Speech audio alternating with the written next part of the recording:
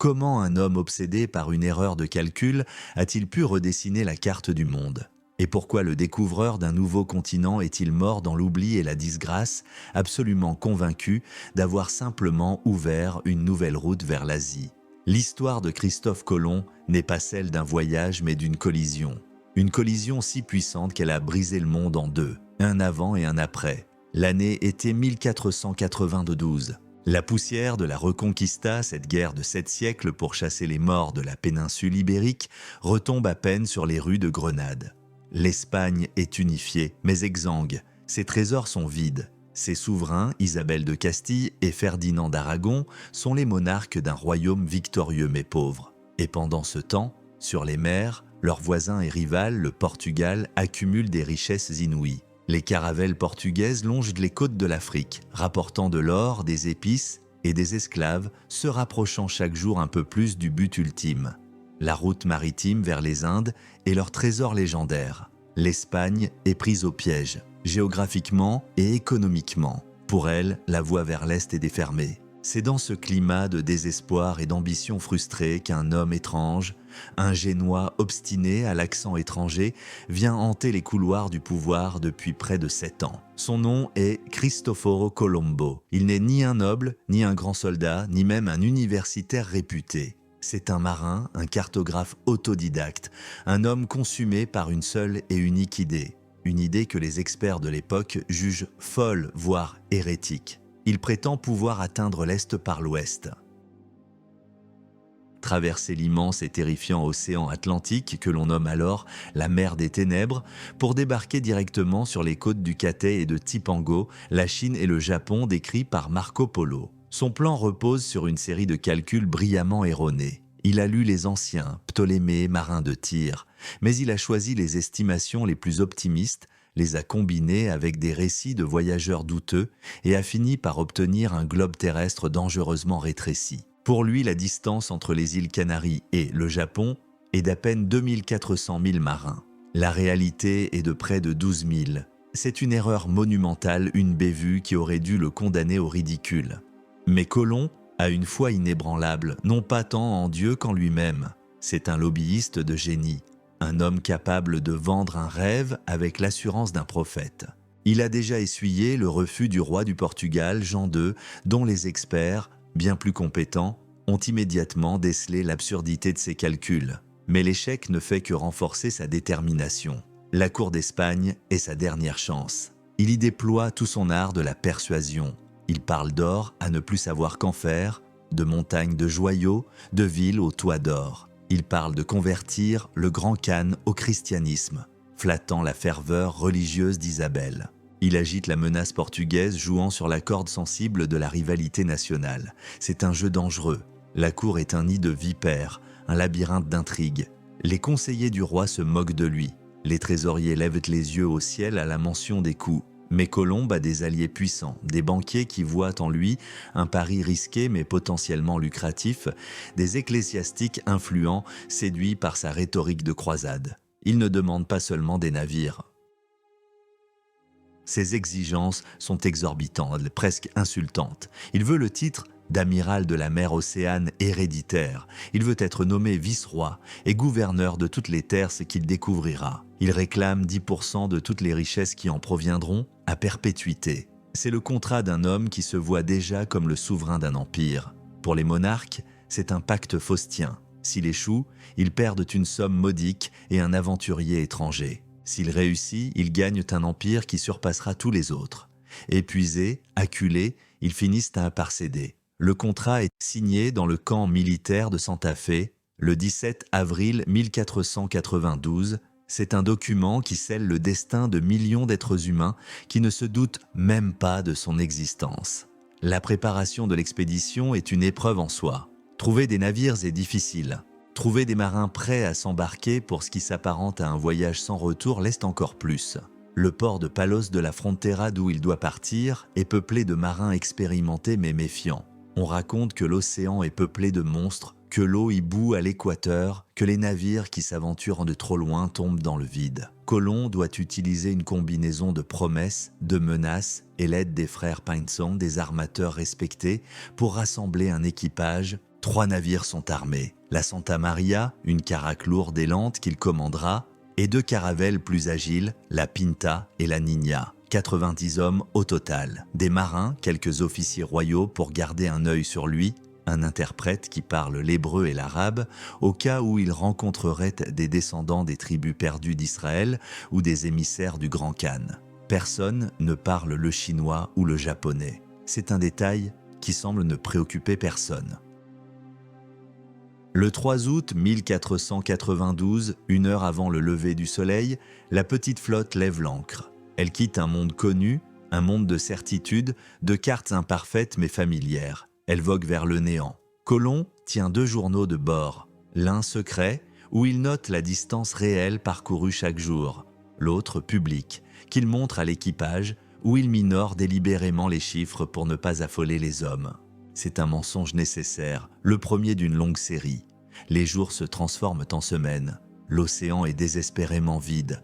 Le vent est constant, toujours vers l'ouest, ce qui terrifie les marins. Comment rentreront-ils jamais ? La tension monte à bord.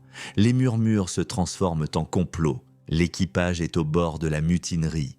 Ils sont au milieu de nulle part, guidés par un étranger qui les mène à leur perte. Colomb doit user de toute son autorité, alternant promesses de richesses inimaginables et menaces de pendaison. Il est aussi perdu qu'eux, mais il ne peut pas le montrer. Il est prisonnier de son propre mensonge, obligé de jouer le rôle de l'homme qui sait. Puis, des signes apparaissent. Un rameau couvert de baies, un bâton sculpté, des vols d'oiseaux qui se dirigent vers le sud-ouest. Sur les conseils de Martin Alonso Pinzón, le capitaine de la Pinta, Colomb modifie sa route pour les suivre. C'est une décision qui changera l'histoire. S'il avait maintenu son cap, il aurait touché la Floride. En virant au sud, il se dirige droit sur les Bahamas. Dans la nuit du 11 au 12 octobre, après 36 jours sans voir la terre, un marin de la Pinta, Rodrigo de Triana, pousse un cri. « Tierra, tierra !» La terre, le voyage insensé a réussi. Au lever du soleil, il jette l'ancre devant une petite île verdoyante peuplée d'habitants nus et stupéfaits. Colomb, vêtu de son plus bel habit d'écarlate, descend à terre brandissant l'étendard royal. Il se met à genoux, remercie Dieu et prend possession de cette terre au nom de l'Espagne, la baptisant San Salvador. Il ne sait pas où il est, mais il est convaincu d'avoir atteint les Indes. Il nomme donc ses habitants Indiens. Une erreur de nomenclature qui traversera les siècles. Il a trouvé un monde. Mais ce n'est pas le monde qu'il cherchait, l'or et les épices de l'Asie ne sont nulle part. Et les gens qu'il rencontre ne ressemblent en rien au sujet du Grand Khan. Colomb, cependant, ne voit que ce qu'il veut voir. Son obsession est un filtre qui déforme la réalité. L'homme qui a poursuivi le crépuscule a enfin accosté. Mais il est plus aveugle que jamais. Il a ouvert une porte sans se douter un seul instant de ce qui allait la franchir. Qu'est-ce qui animait réellement cet homme ? Une soif inextinguible de gloire et de richesse ou une conviction messianique sincère ? Le débat reste ouvert. Et vous, qu'en pensez-vous ?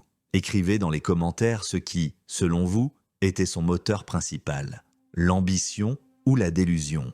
Le premier contact est un moment de pure étrangeté. Pour les marins espagnols, c'est la découverte d'une humanité sortie d'un âge d'or, des gens vivant dans une nudité innocente, sans armes de fer, sans propriété privée apparente. Pour le peuple taïno qui les accueille, ces êtres barbus à la peau pâle, sortis de maisons flottantes là aux ailes blanches, sont peut-être des créatures venues du ciel. La curiosité est immense des deux côtés. Les taïnos offrent de la nourriture, de l'eau, des perroquets, des pelotes de coton. Les Espagnols, en retour, leur donnent des colifichets sans valeur, des perles de verre, des grelots, des bonnets rouges. Un commerce absurde où chacun croit tromper l'autre. Mais derrière la façade de l'émerveillement, 2 mondes aux logiques incompatibles s'observent et se jaugent. Dans son journal, Colomb note la docilité et la générosité de ses hôtes. Il écrit « Ils nous ont apporté des perroquets et des pelotes de coton et des javelots et beaucoup d'autres choses qu'ils ont échangées contre les choses que nous leur avons données. Ils feraient de bons serviteurs. Avec 50 hommes, on pourrait les soumettre tous et les faire tout ce que l'on veut. » La pensée de l'asservissement est là, immédiate, dès les premières heures. L'esprit du conquérant est déjà à l'œuvre sous le masque de l'explorateur. La quête de l'or devient une obsession qui prime sur tout le reste. Il navigue d'île en île dans l'archipel que nous appelons aujourd'hui les Bahamas, puis Cuba et Hispaniola. Chaque rencontre est une répétition de la première. Un accueil pacifique, des échanges, et la question lancinante de Colomb. Y a-t-il de l'or ici? Les Taïnos portent de petits ornements en or au nez ou aux oreilles. Ils indiquent, pour se débarrasser de ces visiteurs insistants, des terres plus lointaines, plus à l'est ou au sud. Colomb, toujours persuadé d'être aux portes de l'Asie, interprète chaque bribe d'information à travers le prisme de ses lectures de Marco Polo. Cuba, avec sa taille immense, ne peut être que Cipango, le Japon. Hispaniola, riche et peuplé, doit être la mythique Sheba. Il ne voit pas la réalité d'un nouveau continent, il projette sur lui les fantasmes de l'ancien monde. Le choc des cultures est total. Les Espagnols ne comprennent pas une société où l'or n'a qu'une valeur ornementale et spirituelle et non monétaire. Les Taïnos ne comprennent pas cette soif inextinguible qui rend ces étrangers si agités et violents. Cette incompréhension fondamentale est le terreau de la tragédie à venir. La communication est quasi inexistante, réduite à des gestes et à quelques mots appris à la hâte. Chaque camp interprète les intentions de l'autre à travers ses propres peurs et ses propres désirs. Le premier acte de violence délibérée ne tarde pas. Lors de l'exploration d'Hispaniola, Martín Alonso Pinzón, le capitaine de la Pinta, fait sécession. Mu par l'appât du gain, il part de son côté, espérant trouver la source de l'or avant Colomb. C'est la première trahison. Resté seul avec la Santa Maria et la Niña, Colomb continue son exploration. Dans la nuit de Noël 1492, la tragédie frappe. L'équipage fait la fête, le timonier s'endort et confie la barre à un jeune mousse, ce qui est formellement interdit. La Santa Maria dérive et s'échoue violemment sur un récif corallien. Le navire amiral est perdu. C'est un désastre. Mais Colomb, maître dans l'art de transformer les catastrophes en opportunités, y voit un signe de la providence. Avec l'aide du cacique local, Guacanagari, qui pleure en voyant le malheur des Espagnols, l'équipage parvient à sauver la cargaison.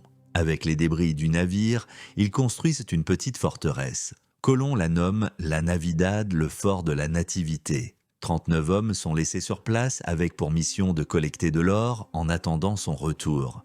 C'est la première colonie européenne dans le Nouveau Monde. Sur le papier, c'est un symbole d'amitié, un avant-poste pour le commerce. En réalité, c'est une poudrière. Colomb laisse derrière lui des hommes cupides, indisciplinés, armés jusqu'aux dents, au milieu d'un peuple qu'il commence déjà à mépriser. Il leur donne des instructions claires.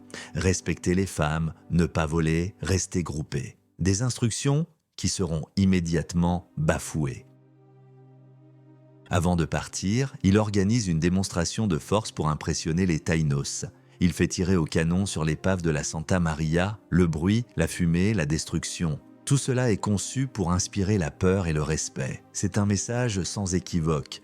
Notre amitié est précieuse, mais notre colère est terrible. Sur le chemin du retour, la Niña retrouve la Pinta. Pinzón prétend s'être perdu dans le brouillard. Colomb, qui a besoin de lui pour rentrer en Espagne, feint de le croire. Leur voyage de retour est une épopée terrible. Ils affrontent une tempête si violente qu'ils croient leur dernière heure arrivée. Les deux navires sont séparés. Colomb, craignant que le secret de sa découverte ne sombre avec lui, écrit un récit de son voyage sur un parchemin, le scelle dans un tonneau et le jette à la mer. Il survivra. Contre toute attente, la petite Niña, commandée par Colomb, atteint les Açores, territoire portugais. Il y est accueilli avec méfiance, presque arrêté. Puis il accoste au Portugal même, où il est contraint de se justifier devant le roi Jean II, l'homme qu'il avait rejeté des années plus tôt. L'ironie est mordante. Il doit prouver à son plus grand rival qu'il a réussi là où tout le monde le croyait fou. Finalement, le 15 mars 1493, il rentre triomphalement dans le port de Palos, d'où il était parti 7 mois plus tôt. La Pinta, que l'on croyait perdue, arrive quelques heures plus tard. Martín Alonso Pinzón, malade et épuisé, mourra quelques jours après, sans partager la gloire. La nouvelle de la découverte se répand comme une traînée de poudre à travers l'Europe. Colomb est accueilli en héros par Isabelle et Ferdinand. Il leur présente les preuves de son succès. Quelques pépites d'or, des plantes inconnues comme le tabac et le piment, des perroquets colorés et surtout une dizaine d'Indiens captifs, arrachés à leur terre natale, qui sont la preuve vivante de l'existence de ce nouveau monde. Ces êtres humains, exhibés comme des bêtes curieuses, sont le premier butin d'une conquête qui ne fait que commencer. L'Europe est en ébullition. Le voyage de Colomb n'a pas seulement ouvert une nouvelle route, il a fait éclater les limites du monde connu. Mais pendant que l'amiral savoure sa gloire, personne ne se demande ce qu'il est advenu des 39 hommes laissés à la Navidad. Leur histoire, qui parviendra bien plus tard, est le véritable prologue de la conquête, une histoire de cupidité, de viol et de vengeance qui s'est terminée par un massacre. Le premier contact, si plein de promesses, s'est achevé dans le sang. La paix fragile a été brisée avant même d'avoir eu une chance de naître. Le fort de la Navidad, symbole d'une amitié mornée, n'était plus qu'un tas de cendres. Quand Colomb revient pour son deuxième voyage, il ne trouve que des ruines et des cadavres. Les hommes qu'il avait laissés, aveuglés par la soif d'or et de pouvoir, s'étaient rapidement divisés. Ils avaient commencé à voler la nourriture et l'or des Taïnos et surtout à enlever et violer leurs femmes. Ils avaient brisé toutes les règles, tous les tabous. La patience de leurs hôtes s'était épuisée. Un cacique voisin, Caonabo, a mené un assaut contre le fort. Tous les Espagnols ont été tués. C'est la première résistance armée des peuples autochtones. Une résistance désespérée et prémonitoire. Cette nouvelle ne choque pas Colomb. Elle le conforte dans l'idée que ces Indiens ne sont pas les doux innocents qu'il avait décrits, mais des sauvages perfides qu'il faut mater. Le massacre de la Navidad devient le prétexte parfait pour la conquête. La deuxième expédition n'a rien à voir avec la première. Ce n'est plus une mission d'exploration, c'est une invasion en bonne et due forme. 17 navires transportant entre 1200 et 1500 hommes. Des soldats, des artisans, des agriculteurs, des prêtres, mais surtout une horde d'aventuriers et de cadets de la noblesse sans fortune, tous venus dans le nouveau monde avec un seul rêve en tête, s'enrichir, vite et par tous les moyens. Ils n'apportent pas des outils pour construire, mais des armes pour conquérir, des arbalètes, des arquebuses, des canons et une arme qui se révélera plus terrifiante encore, des chiens de guerre, des mastifs dressés pour chasser et déchiqueter les êtres humains. Le rêve d'un commerce pacifique est mort. Il est remplacé par le projet d'une colonisation d'exploitation. Colomb fonde une nouvelle colonie, la Isabela, sur la côte nord d'Hispaniola. C'est la première véritable ville européenne en Amérique. Mais le site est mal choisi, marécageux et insalubre. Les maladies, la faim et la désillusion s'installent rapidement. L'or promis est introuvable en grande quantité. Les colons, qui rêvaient de ramasser des pépites sur la plage, sont contraints à un travail harassant sous un climat hostile. La frustration gronde. Colomb, en tant que gouverneur, se révèle être un administrateur catastrophique. Il est autoritaire, paranoïaque et favorise outrageusement ses frères, Bartolomeo et Diego, qu'il a placés à des postes clés. Pour calmer la grogne des Espagnols et pour enfin livrer les richesses promises à la couronne, il met en place un système d'une cruauté méthodique. Il lance des expéditions militaires brutales à l'intérieur de l'île pour soumettre les caciques taïnos. Il instaure un système de tribus. Chaque taïno de plus de 14 ans vivant dans les régions minières doit fournir, tous les 3 mois, une certaine quantité de poussière d'or, symbolisée par une clochette de faucon remplie. Ceux qui vivent dans les régions agricoles doivent fournir 25 livres de coton. Pour prouver qu'ils ont payé, on leur passe un jeton de cuivre autour du cou. Ceux qui sont trouvés sans jeton ont les mains coupées. C'est une condamnation à mort. Il n'y a tout simplement pas assez d'or sur l'île pour satisfaire une telle demande. Les Taïnos sont contraints d'abandonner leur propre culture pour se consacrer entièrement à cette quête impossible. La famine s'installe, le désespoir est total. Beaucoup fuient dans les montagnes où ils sont pourchassés par les Espagnols et leurs chiens. D'autres choisissent le suicide en ingérant du poison à base de manioc. Des familles entières se donnent la mort pour échapper à l'esclavage. C'est le début d'un génocide. En parallèle, Colomb organise des rafles pour capturer des esclaves. En 1495, il fait capturer 1600 Taïnos. Il en sélectionne 550, les meilleurs spécimens, pour les envoyer en Espagne. Près de 200 meurent pendant la traversée. Les autres sont vendus sur le marché de Séville. Isabelle, bien que n'étant pas opposée à l'esclavage en soi, est mal à l'aise. Ces gens sont ses nouveaux sujets, pas des ennemis capturés dans une guerre sainte. Elle ordonne une enquête sur la légalité de cette vente. C'est le début d'un long et hypocrite débat juridique sur le statut des peuples autochtones. Un débat qui n'empêchera en rien leur extermination. L'utopie du Nouveau Monde s'est transformée en une dystopie sanglante. La Isabella est un enfer sur terre, rongé par la maladie, la faim et la violence. La fièvre de l'or a engendré une folie collective. Les récits des contemporains, comme celui du prêtre Bartholomé de Las Casas, qui a d'abord participé à la conquête avant de devenir le plus fervent défenseur des Indiens, sont terrifiants. Il décrit des scènes d'une cruauté inimaginable, des bébés arrachés au sein de leur mère et jetés aux chiens, des hommes brûlés vifs par groupes de 13 en l'honneur du Christ et de ses apôtres, des paris entre soldats pour savoir qui pourrait fendre un homme en deux d'un seul coup d'épée. La violence n'est pas seulement un outil de soumission, elle devient une forme de divertissement macabre. La machine coloniale, une fois lancée, est impossible à arrêter. Elle broie tout sur son passage. La population taïno d'Hispaniola, estimée entre plusieurs centaines de milliers et peut-être 1 million de personnes en 1492, s'effondre. 20 ans plus tard, ils ne sont plus que quelques dizaines de milliers. Un demi-siècle après l'arrivée de colons, ils ont pratiquement disparu. C'est l'un des effondrements démographiques les plus rapides et les plus brutaux de l'histoire de l'humanité. Colomb a cherché de l'or et a trouvé un monde entier. Mais l'un comme l'autre se sont révélés trop lourds pour ses mains. Il a planté la croix sur une terre nouvelle, mais à son ombre, c'est l'enfer qui a poussé.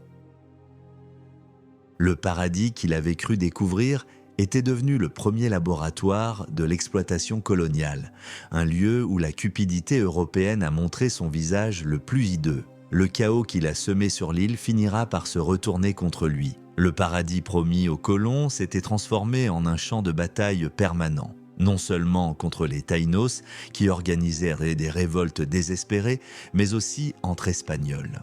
Les colons, la plupart d'anciens soldats et des aventuriers, n'avaient aucun respect pour ce gouverneur génois et sa famille d'étrangers. Ils l'accusaient de cacher de l'or, de distribuer injustement la nourriture et de les gouverner avec une tyrannie insupportable. La discipline s'était effondrée. En 1497, la situation explose.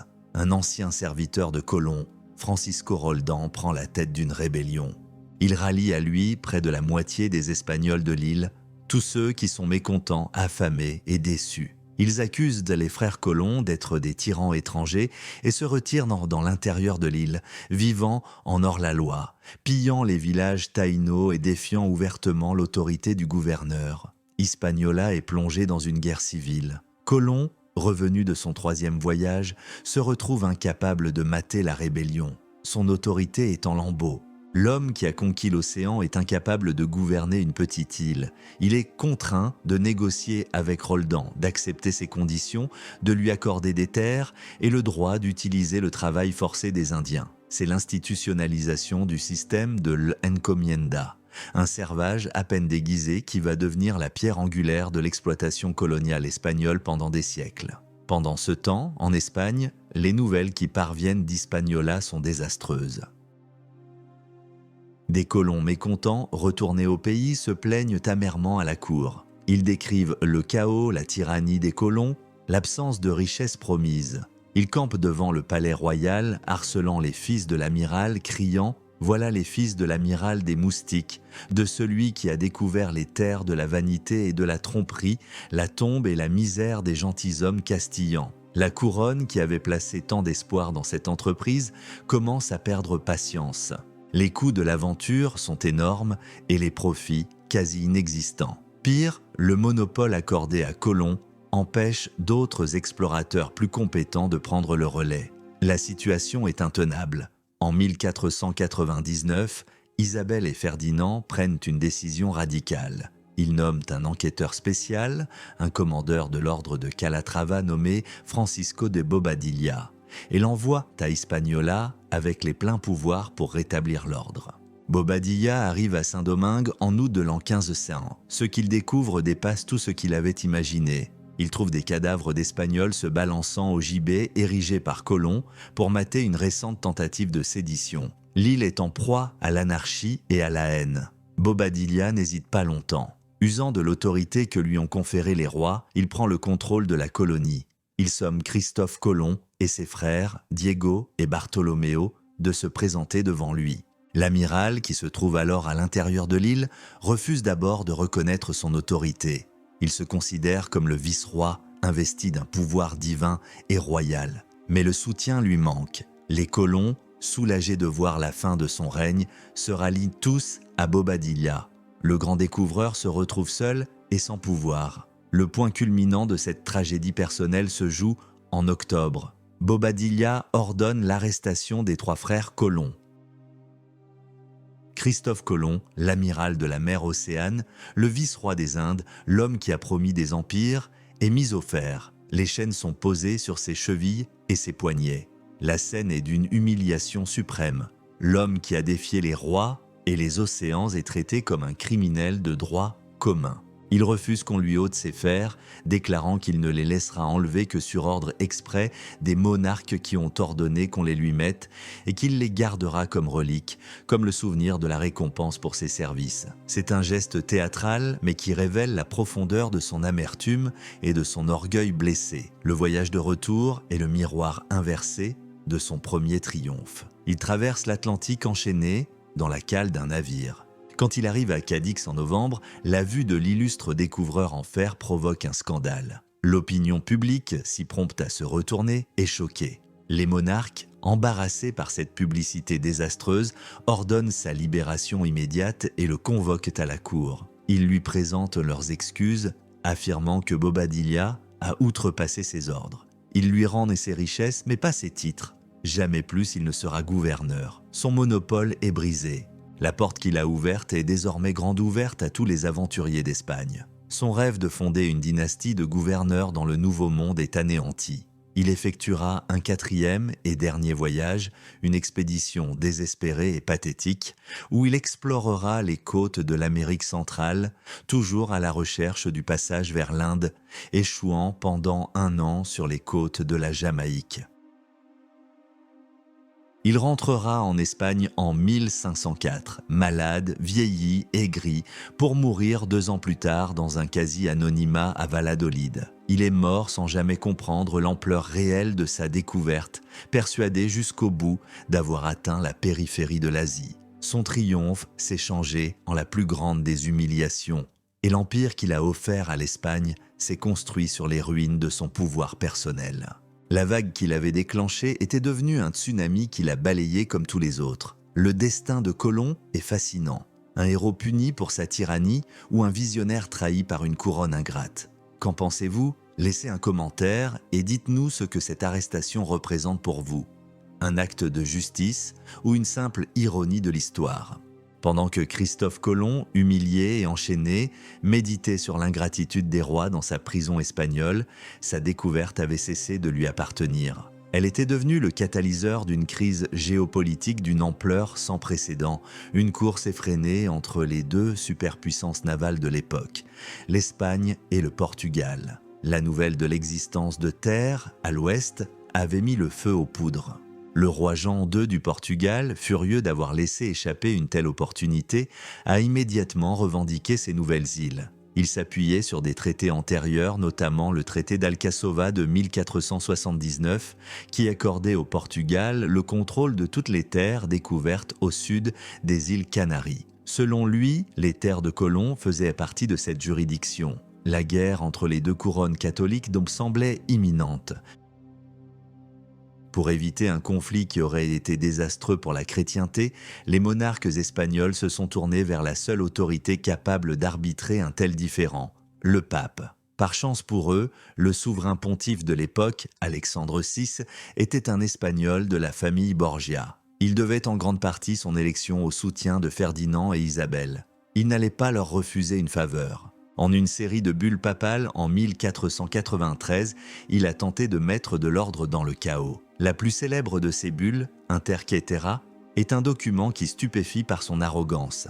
Le pape, en tant que vicaire du Christ sur terre, s'arrogeait le droit de disposer de la planète entière. Il traça une ligne imaginaire du pôle Nord au pôle Sud, passant à 100 lieues à l'ouest des îles du Cap-Vert. Tout ce qui se trouvait à l'ouest de cette ligne, et qui n'appartenait pas déjà à un prince chrétien, était octroyé à l'Espagne. Tout ce qui se trouvait à l'est revenait au Portugal. C'était littéralement une division du monde en deux, décidée par un seul homme dans son palais à Rome, sans la moindre considération pour les millions de personnes qui vivaient sur ces terres et qui n'avaient rien demandé. C'était l'acte de naissance de l'impérialisme moderne, la justification théologique de la conquête. Le roi Jean II du Portugal n'était pas satisfait. Il estimait que cette ligne le désavantageait, le privant de l'accès à l'Atlantique Sud, vital pour sa route vers l'Inde en contournant l'Afrique. Il entama des négociations directes étendues avec l'Espagne. La diplomatie secrète, l'espionnage et le chantage devinrent les nouvelles armes de cette guerre froide du XVe siècle.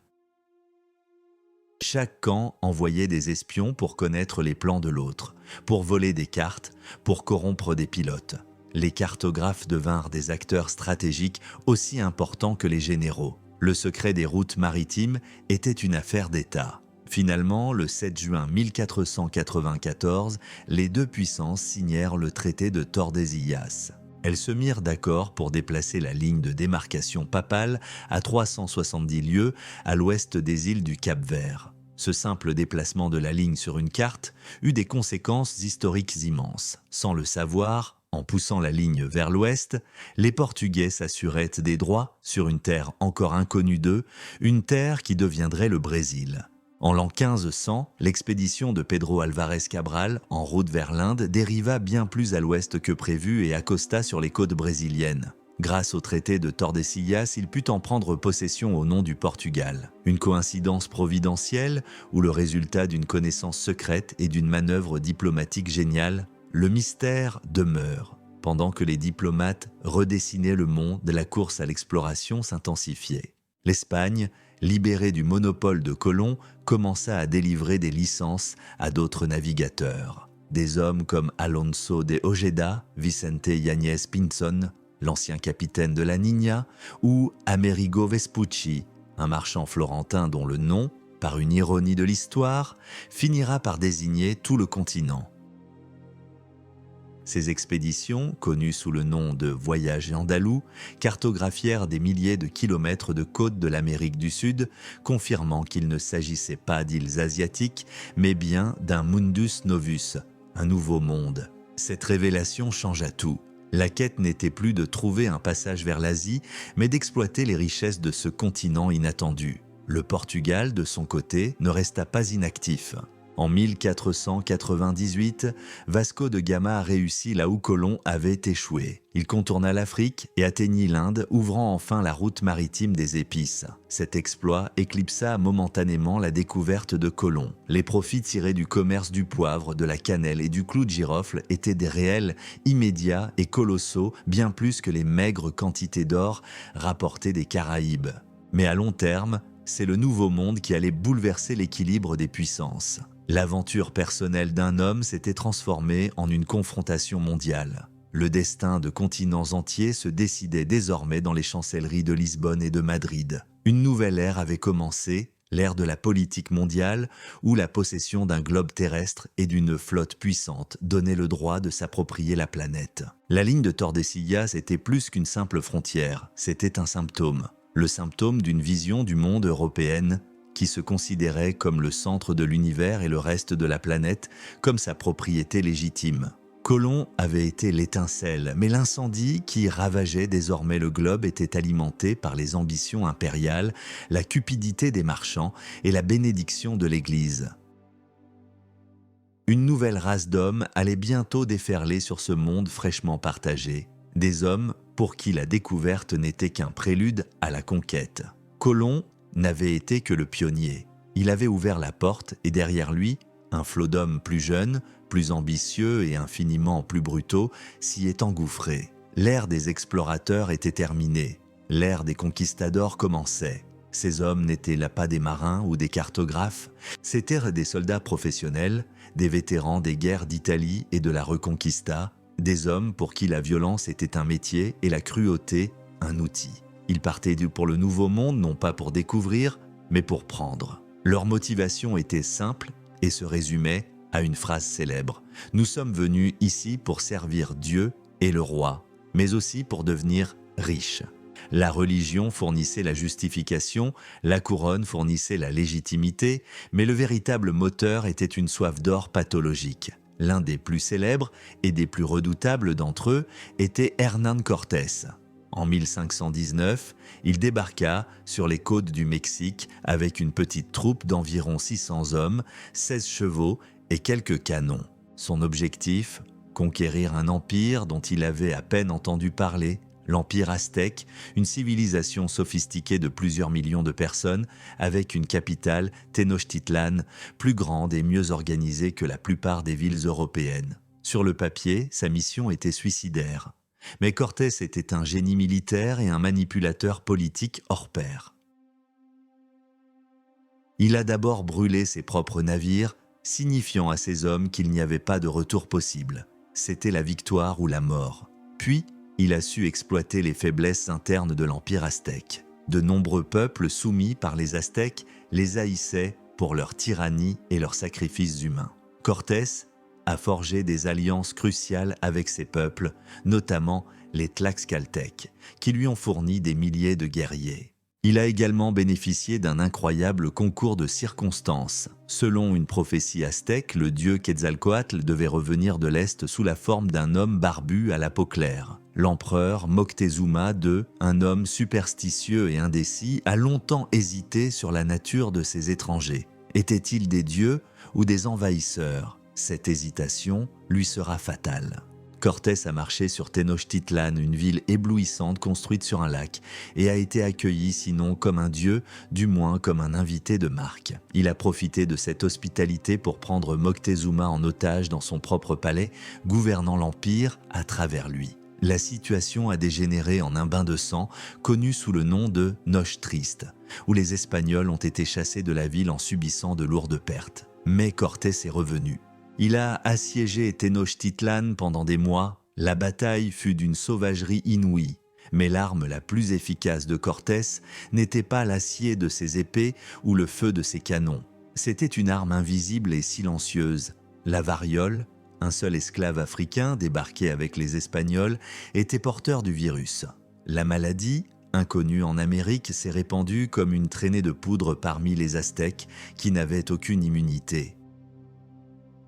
Elle a décimé la population, tuant les guerriers, les prêtres, les chefs, sapant le moral et la capacité de résistance.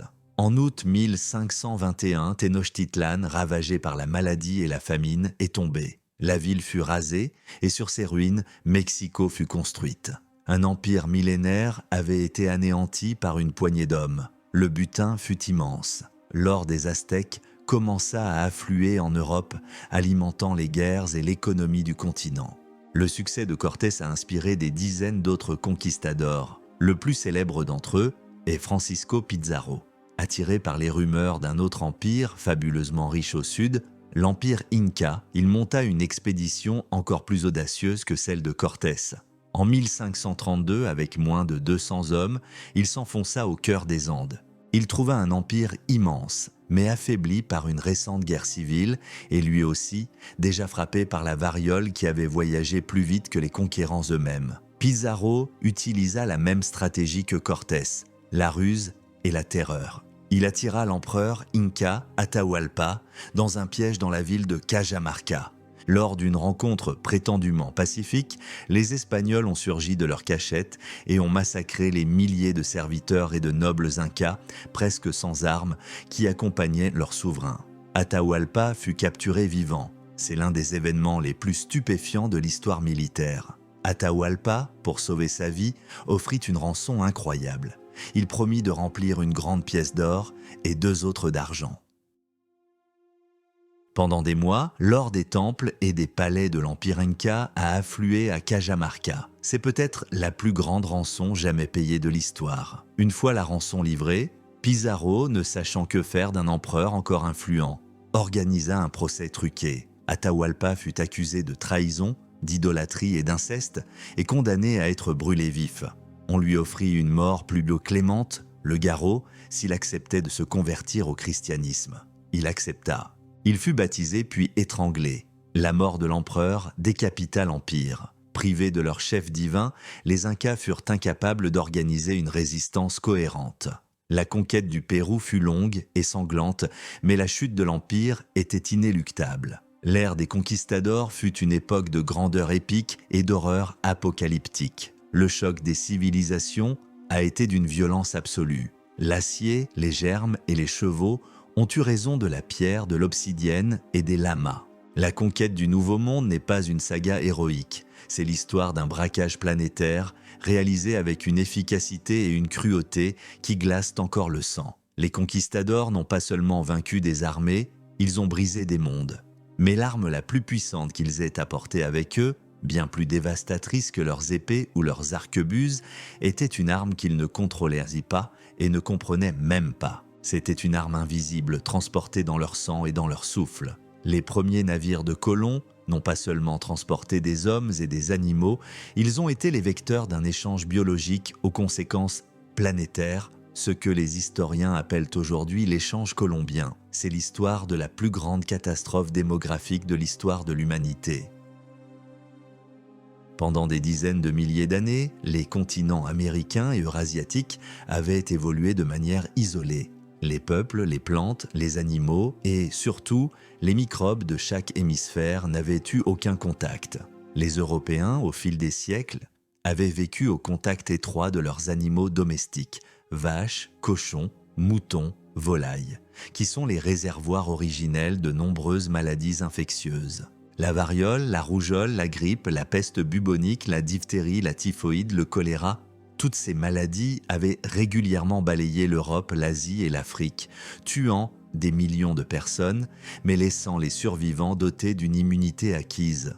L'Ancien Monde était un creuset de germes et ses habitants des survivants endurcis. Les peuples des Amériques, en revanche, avaient très peu d'animaux domestiques et n'avaient donc jamais été exposés à ce cocktail mortel de pathogènes. Leurs systèmes immunitaires étaient, pour reprendre l'expression des épidémiologistes, naïfs. Quand les Européens sont arrivés, ils ont involontairement déclenché une guerre bactériologique d'une ampleur apocalyptique. La variole fut la plus grande tueuse. Le virus se propageait à une vitesse fulgurante, bien plus vite que les conquistadors eux-mêmes. Des récits décrivent des villages entiers anéantis sans qu'aucun Européen n'y ait jamais mis les pieds. La maladie frappait tout le monde en même temps, paralysant la société.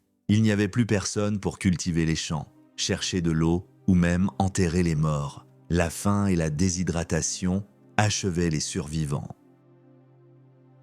Les symptômes étaient terrifiants. Fièvre, vomissements, puis l'éruption de pustules sur tout le corps. La mortalité était effroyable, atteignant souvent 50 à 90% dans les populations touchées. Des civilisations entières se sont effondrées dans le silence.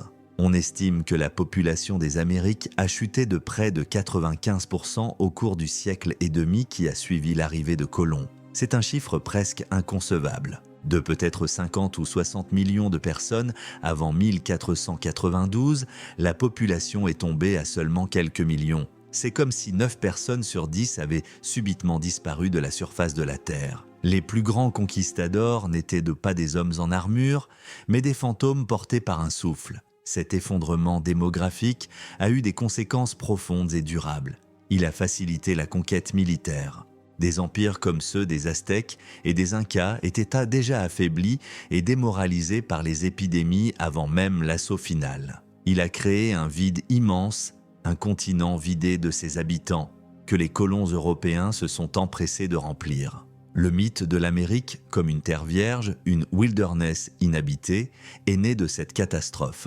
Les Européens sont arrivés et ont trouvé des terres en friche, des forêts qui reprenaient leurs droits sur d'anciens champs, ignorant que quelques décennies plus tôt, ces terres abritaient des sociétés denses et complexes. Ils ont vu un paradis vide, sans voir le cimetière qu'il recouvrait. Mais l'échange ne s'est pas fait à sens unique.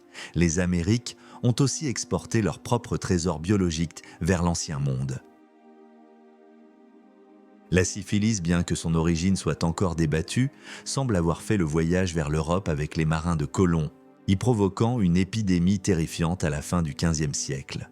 Mais c'est surtout l'échange de plantes qui a bouleversé l'ancien monde. Le maïs, la pomme de terre, la tomate, le haricot, le cacao, le piment, l'arachide, le tournesol, le manioc, toutes ces plantes, aujourd'hui fondamentales dans les cuisines du monde entier, sont originaires des Amériques. Leur introduction en Europe, en Afrique et en Asie a provoqué une révolution agricole et nutritionnelle. La pomme de terre, en particulier, facile à cultiver et très calorique, a permis de nourrir des populations croissantes et de prévenir les famines. On estime que l'introduction de ces nouvelles cultures a été l'un des moteurs du boom démographique que l'Europe a connu à partir du XVIe siècle. Le monde a échangé des vies et cet échange a été tragiquement inégal. L'Europe a gagné de nouvelles sources de nourriture qui ont alimenté sa croissance, tandis que l'Amérique a perdu la quasi-totalité de sa population humaine. La mondialisation a commencé par une apocalypse biologique. Les conséquences de cet échange se font encore sentir aujourd'hui. La diversité agricole mondiale a été bouleversée. La carte démographique de la planète a été redessinée à jamais. Et le vide laissé par la grande extinction des peuples autochtones a créé un besoin insatiable, un besoin de main-d'œuvre pour exploiter les richesses de ce continent dépeuplé. Ce besoin allait donner naissance à une autre tragédie, encore plus vaste et plus systématique. La traite négrière transatlantique. Une telle catastrophe peut-elle être considérée comme le prix inévitable du progrès, le coût de la naissance de notre monde moderne? C'est une question dérangeante. Partagez votre avis. Le choc des mondes était-il un mal nécessaire pour le progrès ou une catastrophe injustifiable? Le génocide des peuples autochtones, principalement par la maladie, mais aussi par la violence et le travail forcé, a créé un problème économique majeur pour les empires coloniaux naissants. Les mines d'argent du Pérou et du Mexique, les plantations de sucre des Caraïbes et du Brésil, toutes ces entreprises lucratives manquaient cruellement de bras. Les populations natives avaient été anéanties. Les colons européens étaient trop peu nombreux et refusaient de s'adonner à un travail aussi éreintant. La solution à ce problème de main-d'œuvre fut trouvée de l'autre côté de l'Atlantique. La solution fut l'Afrique. L'esclavage n'était pas une nouveauté. Il existait depuis l'Antiquité dans presque toutes les civilisations. Les Portugais, depuis le milieu du XVe siècle, pratiquaient déjà la traite des esclaves le long des côtes africaines pour leurs propres plantations de sucre dans les îles de l'Atlantique. Mais ce qui s'est mis en place après la découverte de l'Amérique était d'une toute autre ampleur. Ce fut la création du système d'esclavage le plus massif, le plus industrialisé et le plus racialisé de l'histoire de l'humanité. C'est la naissance de la traite négrière transatlantique, une machine économique monstrueuse qui allait fonctionner pendant près de 4 siècles. Le mécanisme était d'une logique capitaliste impitoyable. Il est connu sous le nom de commerce triangulaire. La première étape partait des ports européens comme Liverpool, Nantes ou Lisbonne. Des navires étaient de charger de marchandises manufacturées, des armes à feu, de l'alcool, des textiles, des perles de verre et autres pacotilles. Ces navires mettèrent le cap sur les côtes de l'Afrique de l'Ouest. Là, les capitaines européens échangèrent leurs cargaisons contre des êtres humains. Ils ne s'aventuraient généralement pas à l'intérieur des terres. Ils traitaient avec des royaumes et des marchands africains qui organisaient les captures et les guerres pour fournir ce nouveau et très demandé produit. Des millions d'hommes, de femmes et d'enfants étaient capturés, arrachés à leur village et forcés de marcher enchaînés pendant des semaines jusqu'aux forts esclavagistes de la côte. Là, ils étaient embarqués comme du bétail dans des conditions sordides, en attendant l'arrivée des navires négriers. C'est le début de la deuxième étape, la plus infâme, le passage du milieu. Les captifs étaient entassés dans les cales des navires. L'espace était si réduit qu'ils ne pouvaient ni se tenir debout, ni même souvent se retourner. Ils étaient enchaînés les uns aux autres, gisant dans leurs propres excréments, leurs vomis et leur sang. La chaleur était suffocante, l'air irrespirable. La nourriture était infecte et l'eau rationnée. Les maladies, comme la dysenterie et le scorbut, se propageaient à une vitesse effroyable. Le taux de mortalité était en moyenne de 15 à 20%. C'est un voyage qui durait de 1 à 3 mois. Un voyage en enfer. Ceux qui mouraient étaient simplement jetés par-dessus bord. La résistance était fréquente. Il y avait des révoltes, des grèves de la faim, des suicides. Mais la plupart de ces tentatives étaient noyées dans le sang. Ceux qui survivaient au passage du milieu arrivaient en Amérique, brisés physiquement et psychologiquement. C'était la 3e étape. Ils étaient revendus aux enchères comme des animaux, inspectés, palpés, séparés de leur famille, de leurs proches, de tous ceux qui parlaient leur langue. Ils perdaient leur nom, leur identité, leur humanité. Ils devenaient une propriété, une marchandise. Ils étaient ensuite envoyés dans les plantations de sucre, de coton, de tabac ou de café, ou dans les mines. Leur vie était un labeur incessant de l'aube au crépuscule, sous le fouet du contremaître. Les conditions étaient si brutales que l'espérance de vie d'un esclave fraîchement débarqué sur une plantation de sucre des Caraïbes ne dépassait souvent pas 7 ans. Le système était si meurtrier qu'il ne pouvait se perpétuer que par l'importation constante de nouveaux captifs. Une fois les produits de ce travail forcé, le sucre, le coton, le tabac récoltés, ils étaient déchargés sur les mêmes navires qui avaient amené les esclaves. Ces navires retournaient ensuite en Europe, bouclant le triangle et réalisant des profits faramineux. Cette machine économique a alimenté le développement du capitalisme européen. La richesse de nombreuses grandes villes, la fortune de nombreuses dynasties de banquiers et d'industriels ont été bâties sur le sang et la sueur de millions d'Africains. Pour justifier une telle inhumanité, il fallait une idéologie. Il fallait prouver que ces Africains n'étaient pas tout à fait des hommes. C'est ainsi que s'est développée l'idéologie raciste moderne. Des théories pseudo-scientifiques ont été élaborées pour classer les races humaines, avec bien sûr l'homme blanc au sommet de la hiérarchie. On a utilisé la religion, en sortant des passages de la Bible de leur contexte, pour justifier la servitude. On a créé le stéréotype de l'Africain paresseux, infantile, incapable de se gouverner lui-même et ayant besoin de la tutelle du maître blanc. Le racisme n'a pas été la cause de l'esclavage, mais sa conséquence. C'est la justification a posteriori d'un système d'exploitation économique d'une cruauté sans nom. On estime qu'entre le XVIe et le XIXe siècle, environ 12,5 millions d'Africains ont été embarqués de force pour les Amériques. Près de 2 millions d'entre eux sont morts pendant la traversée. C'est l'une des plus grandes déportations forcées de l'histoire. L'héritage de colons, ce monde nouveau qu'il avait fait naître, était devenu le plus grand camp de travail forcé que la planète ait jamais connu. L'or qu'il était venu chercher avait été remplacé par une autre richesse bien plus rentable, la canne à sucre, que les historiens ont appelé l'or blanc.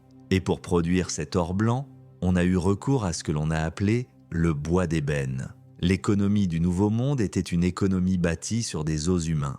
Et ce système, si profondément ancré dans l'histoire de l'Amérique, allait laisser des cicatrices qui, aujourd'hui encore, ne sont pas refermées. Étonnamment, pendant des siècles, l'homme qui avait initié cette chaîne d'événements catastrophiques est resté une figure relativement secondaire de l'histoire. Christophe Colomb était connu bien sûr, mais il n'était pas le héros monumental qu'il est devenu plus tard. Ses échecs en tant que gouverneur, son arrestation, sa conviction erronée d'avoir atteint l'Asie, tout cela ternissait son image. Il était considéré comme un navigateur important, mais certainement pas comme le père fondateur d'un nouveau monde. Alors, comment un tyran incompétent, un esclavagiste et un homme qui s'est trompé sur à peu près tout a-t-il été transformé en une icône quasi mythologique, en particulier dans un pays avec lequel il n'a eu absolument aucun contact direct, les États-Unis d'Amérique? La réponse se trouve non pas au XVe siècle, mais au XIXe. C'est l'histoire d'une fabrication délibérée, la construction d'un mythe national pour des raisons purement politiques. Après avoir obtenu leur indépendance de la Grande-Bretagne, les jeunes États-Unis d'Amérique étaient à la recherche d'une nouvelle identité, d'une histoire qui leur soit propre, d'un récit fondateur qui ne soit pas lié à leur ancienne puissance coloniale. Les pères fondateurs comme Washington ou Jefferson étaient chez des figures importantes, mais ils étaient britanniques d'origine. L'Amérique avait besoin d'un héros qui symbolise la rupture avec le vieux monde, un pionnier qui incarne l'esprit d'entreprise et la découverte. Christophe Colomb était le candidat parfait. Il n'était pas britannique, ni même espagnol au sens strict. Il était génois au service de l'Espagne, ce qui le rendait suffisamment neutre. Il était le premier, le découvreur. Il incarnait le courage, la persévérance face à l'adversité, la foi en une vision que tous les autres jugeaient folle. Le fait qu'il n'ait jamais mis les pieds sur le territoire qui allait devenir les États-Unis d'Amérique était un détail sans importance. Il était le symbole de l'arrivée de la civilisation européenne en Amérique. Et c'est tout ce qui comptait. La canonisation laïque de Colomb a commencé à la fin du XVIIIe siècle. Des poètes et des écrivains ont commencé à le célébrer. Le nom de Columbia est devenu une personnification poétique des États-Unis. Des villes, des rivières, des universités ont été baptisées en son honneur. Mais le véritable tournant a eu lieu en 1828, avec la publication d'un livre intitulé « Une histoire de la vie et des voyages de Christophe Colomb », écrit par Washington Irving, l'un des auteurs américains les plus populaires de l'époque. Ce livre, présenté comme une biographie historique, était en réalité une œuvre de fiction historique très romancée. Irving a délibérément inventé ou exagéré de nombreux épisodes pour rendre son héros plus attachant et plus dramatique. C'est lui qui a popularisé le mythe selon lequel tout le monde à l'époque de Colomb croyait que la Terre était plate et qu'il était le seul à oser défier cette idée. C'est faux. La plupart des gens instruits depuis la Grèce antique savaient dès que la Terre était sphérique. Le débat portait sur sa taille, pas sur sa forme. Le livre d'Irving a eu un succès phénoménal. Il a façonné l'image de Colomb pour des générations d'Américains. Il a transformé un personnage historique complexe et profondément imparfait en un héros de conte de fées, un visionnaire intrépide, un porteur de la lumière de la civilisation et de la foi chrétienne dans un continent sauvage et ténébreux. Ses crimes, son rôle dans le lancement du génocide et de la traite négrière, son administration désastreuse, tout cela a été soigneusement gommé, minimisé ou justifié comme étant simplement le reflet des mœurs de l'époque. Au cours du XIXe siècle, ce mythe a été renforcé par d'autres groupes. Les immigrants catholiques, notamment les Irlandais et les Italiens, victimes de discrimination de la part de la majorité protestante anglo-saxonne, ont adopté Colomb comme leur propre héros. Il était la preuve que les catholiques avaient y joué un rôle fondamental dans la création de l'Amérique.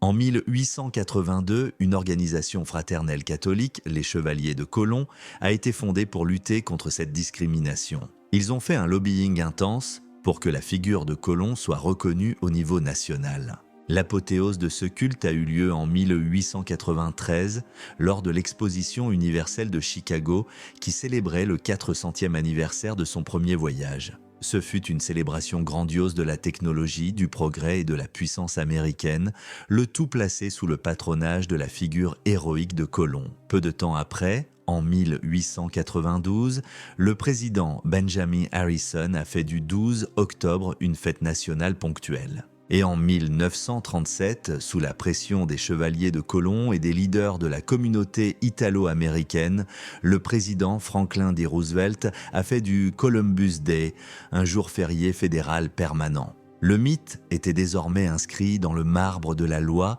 et du calendrier. L'usine à héros avait achevé son travail. Un aventurier avide, un administrateur raté et l'instigateur d'un génocide avaient été blanchis, réinventé et placé sur un piédestal.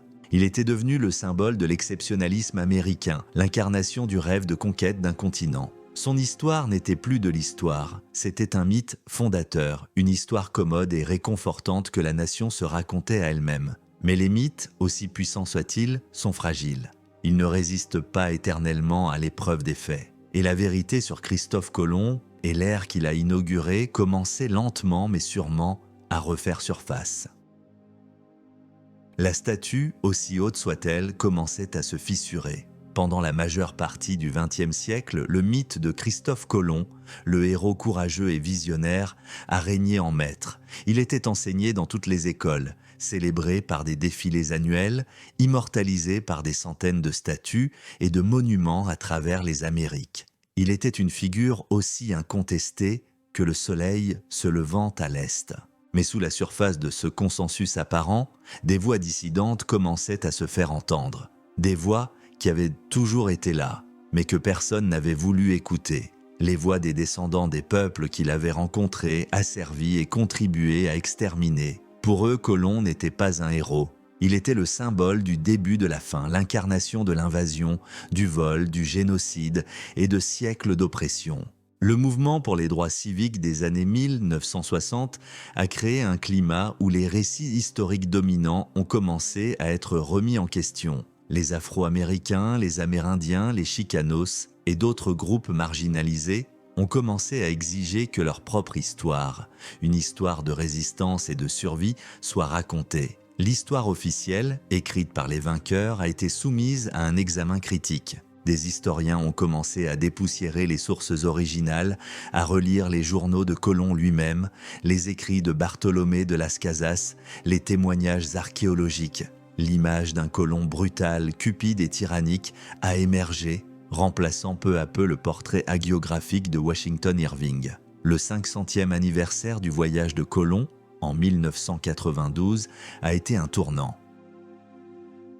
Ce qui aurait dû être une célébration unanime s'est transformé en un champ de bataille culturel. Des contre-manifestations massives ont été organisées par des groupes de défense des droits des peuples autochtones à travers tout le continent. Ils ont dénoncé l'anniversaire comme la célébration d'un génocide. Le slogan n'était plus « 500 ans de découverte », mais « 500 ans de résistance ». La bataille pour la mémoire était engagée. Une des premières cibles de ce mouvement de relecture de l'histoire fut le jour férié lui-même. Des militants ont commencé à faire pression pour remplacer le Columbus Day par le Indigenous Peoples Day, le jour des peuples autochtones. L'idée était de transformer une journée de célébration de la conquête en une journée de commémoration des victimes et de célébration de la survie et de la résilience des cultures natives. La ville de Berkeley, en Californie, a été la première à faire ce changement en 1992. Depuis, des dizaines d'autres villes et plusieurs États américains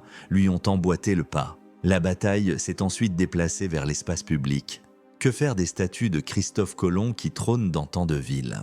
Pour leurs défenseurs, souvent des membres de la communauté italo-américaine, ces statues représentent leur héritage, un symbole de la contribution des immigrants à la construction de la nation. Les abattre serait effacer leur histoire. Pour leurs détracteurs, ces statues sont un affront quotidien, la glorification d'un homme responsable de crimes contre l'humanité. C'est un débat passionné et souvent douloureux, qui touche au cœur de l'identité nationale et de la définition même de l'histoire.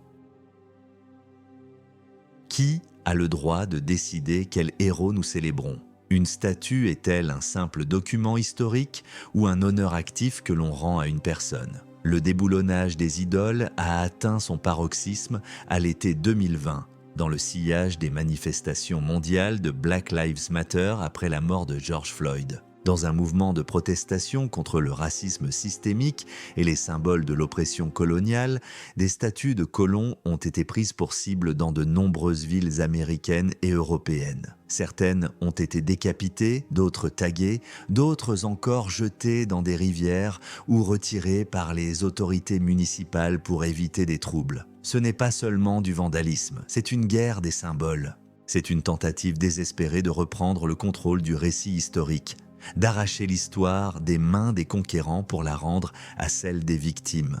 Ce n'est pas une tentative d'effacer l'histoire. Personne ne nie que Colomb a existé ou qu'il a traversé l'Atlantique. La question est de savoir s'il doit être célébré pour cela. Aujourd'hui, la figure de Colomb est plus controversée que jamais. Il est le symbole parfait des guerres culturelles qui déchirent nos sociétés. Pour certains, il reste un symbole de courage, d'exploration et de l'esprit occidental. Pour d'autres, il est le visage du colonialisme, de l'impérialisme et du suprématisme blanc. La vérité, comme toujours, est complexe. Colomb était un homme de son temps, mais il était aussi exceptionnellement brutal, même pour son époque. Il était un navigateur de génie et un administrateur calamiteux.